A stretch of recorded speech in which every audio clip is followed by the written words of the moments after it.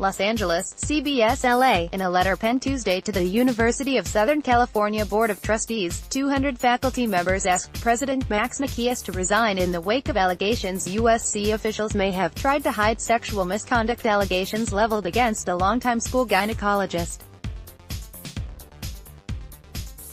USC President Max Nikias speaks during commencement on May 11, 2018.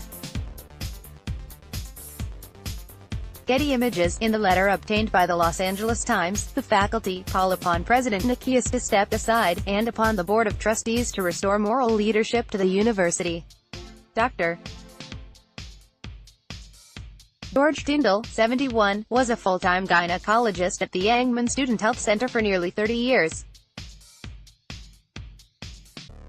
But it wasn't until 2016 that the school began investigating him over allegations of improper pelvic exams and making racist and sexually inappropriate remarks.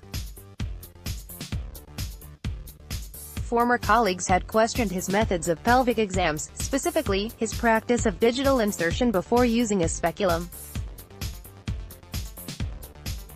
However, in response to the letter, the board released its own statement, which read, in part, "The executive committee of the board has full confidence in President Nikias' leadership, ethics, and values and is certain that he will successfully guide our community forward." The faculty letter also referenced the resignation of 2 deans of the USC Keck School of Medicine in just an 18-month period over various drug and sexual misconduct allegations. Dr. Carmane Puliafito and Dr. Rohit Varma resigned their posts in April 2016 and October 2017, respectively. There still has been no public report of the investigation into the 2 cases involving USC medical deans, nor any visible attempt to determine what university administrators knew and when they knew it, and why they waited as long as they did to take action, the letter read. An undated photograph of former USC gynecologist Dr. George Tyndall. On Monday, 4 former female students sued USC, claiming that the school intentionally hid the alleged sexual misconduct. The complaint alleges that Tyndall forced the women to strip naked on multiple occasions, during which he groped and digitally penetrated them. Celebrity attorney Gloria Allred filed a similar lawsuit Tuesday on behalf of a woman who attended USC and alleges she was assaulted by Tyndall during a pelvic exam in 2016. The plaintiff in the lawsuit, Daniela Moazab, alleged that Tyndall made inappropriate comments, asked her for sexual details of her life, and performed a genital examination without wearing gloves. He said this was part of an STD test, Moazab said.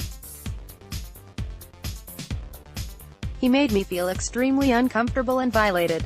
Now, 21 years old and a USC graduate student, Moazab said USC has let me down because the school was allegedly aware of Tyndall's conduct before I was even born. On May 15, Nikias, who has been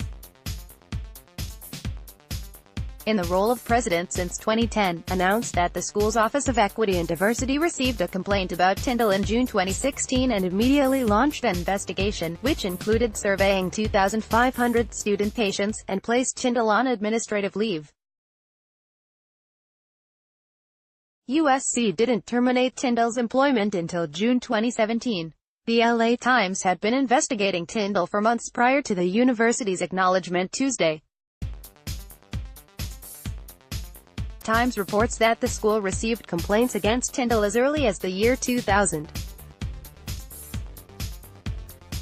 Last week, following the revelation, the Times said about 200 more patients had come forward with complaints against Tyndall. The paper said some of those cases would soon be forwarded to the Los Angeles Police Department. Numerous students and nursing staff reported Dr. Tyndall's misconduct in the years between 2000 and 2014, yet Drive. Tyndall was suspended only in 2016, after one brave staff person reported him to USC's Rape Crisis Center, the faculty wrote in their letter.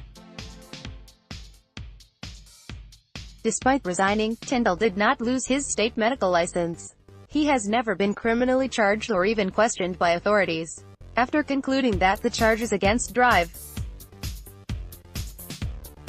Tyndall were true, the university allowed him to resign quietly, the letter said. By failing to notify the state medical board, law enforcement, or patients, the university allowed drive Tyndall to keep his medical license, continue preying on women outside USC, and escape the consequences of his abuse. Nikias claims he learned of the complaints against Tyndall in the fall of 2017, months after his resignation. The Times said USC had placed Tyndall on administrative leave for nearly a year before it reached a secret deal with Tyndall last summer that allowed him to resign with a financial payout. Last week, USC fired 2 longtime student health clinic administrators as a result of the Tyndall scandal. Dr. William Lovett, the lead physician at the Angman Student Health Clinic, confirmed to The Times he was fired Friday afternoon. Tammy Akiyoshi, the clinical director at the health clinic, was also fired. Former colleagues alleged Tyndall targeted young women, especially those from China and other Asian countries, for exams that included inappropriate touching and lewd remarks about patients' sex lives and bodies, The Times reported. The Chinese government issued a pointed public statement last week expressing serious concerns about USC's handling of Tyndall. Copyright 2018 CBS Local Media, a division of CBS Radio Inc.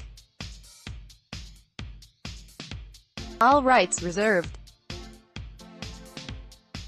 This material may not be published, broadcast, rewritten, or redistributed. Wire Services contributed to this report.